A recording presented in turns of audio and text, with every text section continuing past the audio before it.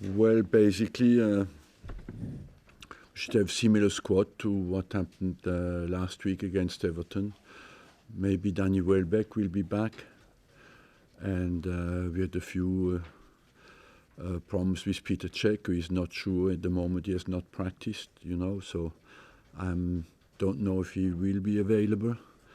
And Nacho Monreal looks all right again. So should be a similar squad. If Petr Cech isn't available, David Ospina has shown in this fixture in the past, hasn't he, that he's more than capable of... Yeah, I have no problem with that, David Ospina or Peter Cech. I will make that decision tomorrow. When you look back at the North London derbies over your time here, what are the memories that stand out to you? The memories is always a huge passion, before the game, and the emotional state that becomes a bit more agitated. I worked with Pat Rice at the start when I arrived for many years, so he of course got me very quickly on that territory, and so overall it's always a game that is a bit more charged emotionally, because of the importance it has for us, for the fans, for everybody around the club. But this season, I must say as well, for us, it's if you look at the table, it's as well a very important game. Pat Rice, in the past, was one of the key people who told the new players coming in about the importance and the significance of this fixture. Who takes up that role now? Do they even need to be so? Well, the players know, and because we have many players who are here for years. But as well, the good thing in sport is that you have to find a good balance between being rational and emotional. And as much as you have to be certainly emotionally charged because of the importance of a game, it helps you to get the high energy level. Once you're on the pitch, you have as well to be calm and focused and make good decisions, and that's why you have not to let the emotions take over. And at the end of the day, it's down to making good decisions on the football pitch. It's getting quite late to make a call on Petr Cech. Does that not represent something of a risk in a fixture like this? I will not take any risk if he's not 100% fit, for sure, because I have full confidence in David Ospina. You said many years ago that despite this being a local fixture, it wasn't the biggest game on Arsenal's radar during the season. Has that changed much now? Do you see this as among the very biggest games of the season? No, it's the next one, so the next one is the biggest, and it is a big game because we are behind in the table, and we have to make some catch-up. So I must say, personally, I think it's more important mathematically for us to come back as quickly as possible than emotionally charged, because I know the importance of this game for over 20 years, but for us it's an opportunity to come back in the table closer to the Champions League spot, and that is the priority. You have a very good record at Wembley in recent years. Could a factor like that prove decisive in a game like this? Decisive, no. It has a little weight in it because we feel we have a good level of performances there, so we'll not feel too much away in that situation. But overall, I believe that it will be anyway down to the performance of the day. Will the Wembley element make much of a difference? I mean, you've not played Tottenham at Wembley in your time here, a couple of games before you arrived.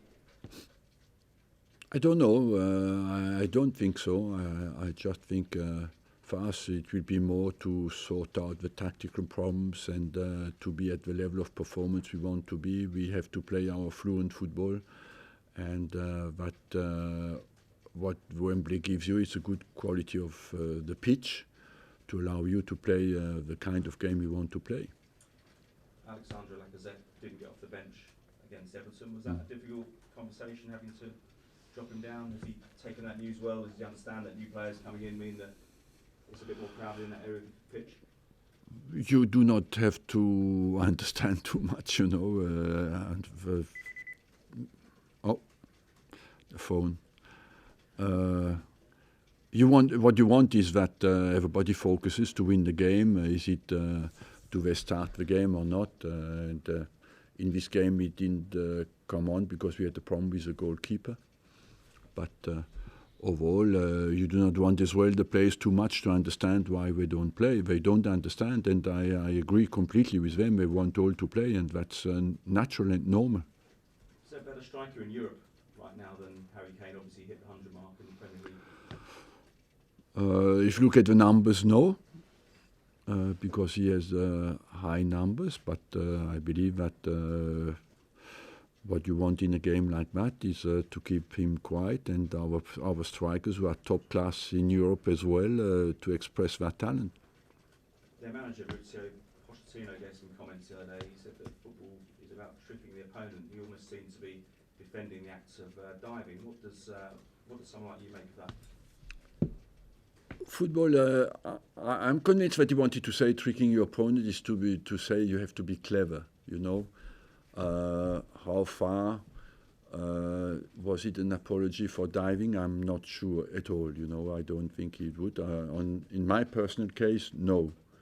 So overall, I must say we have to get the diving out of the game. I remember there was tremendous cases here when it was the foreign players who did it.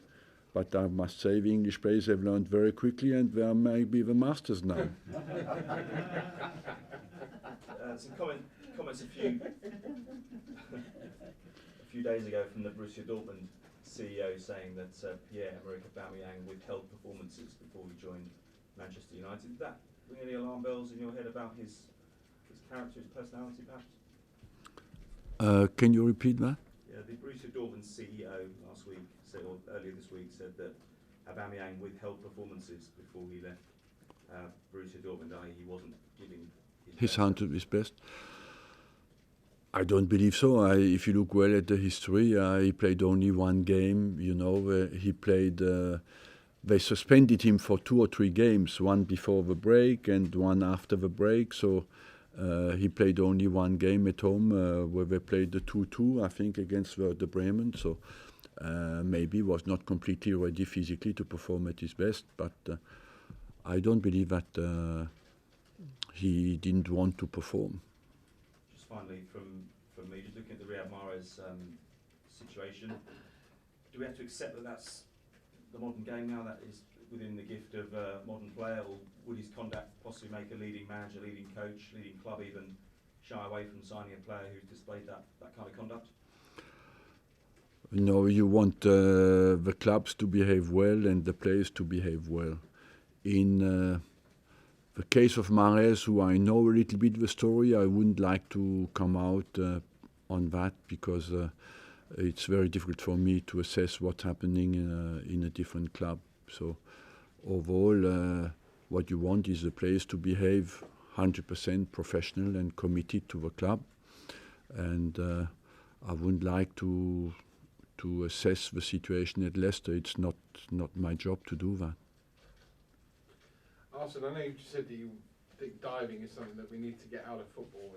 And, I mean, do you actively tell your players not to dive? I don't tell my players to dive, you know. Do you tell them not to dive? Not to dive, yes. I don't encourage them to dive at all. But if you look at the situation, I think when sometimes you do not want to provoke a dive as well, and sometimes you want your players to be intelligent. They play a little bit with the rules. They make more of it. On the penalty case, that's a little bit. Every striker will do that. You know, they extend a little bit the rules. Where is it? How far can you go? That's down to the referees and to the. I think sometimes at normal speed, it's very difficult to determine. I must say, on that front, as much I can be harsh with the referees. On that front, I'm quite tolerant with the referees because when you watch a game live, it's very difficult at 100% pace to distinguish was it a dive or not. Most of the time, when the players go into a goalkeeper, they push the ball away from goal. I think they had a good rule in England when I arrived here. When a striker pushed the ball away from a goal, they didn't give penalties because the only resource the striker has after is to look for a penalty, you know. And In many cases, it's like that now. The guy goes in if he's a goalkeeper, the keeper has the hands off, but of course the guy leaves the leg as long as he can to make sure that the keeper touches him, but it's not really a penalty. The North London derby on Saturday, is it, you said you're a little bit behind Spurs and Liverpool and Chelsea. Is it a must not lose game? I mean, we spoke last week about your away form. It's more want to win game. We want to win this game, and we want absolutely, we have a good opportunity, and we want to take it. I think nearly all of your players would have had some experience of playing at Wembley, but some, like Aubameyang and Mkhitaryan, it will be their first experience of a North London derby. You've already said it's different to any other game, but in terms of trying to keep their emotions in check, how would you do that? Just by focusing on the performance and on our team play, we want on focusing on how we want to play the game tactically and technically. And once the game has started, these guys have experience. They've played top-level games. They know what is important, and they know that the most important will be to focus on the performance.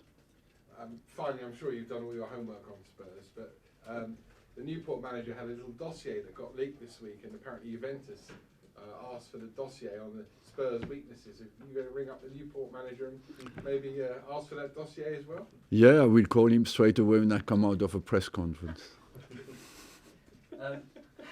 Arsene, with the arrival of Aubameyang and Mkhitaryan, have you noticed that the team dynamic within the dressing room has changed, and if so, how?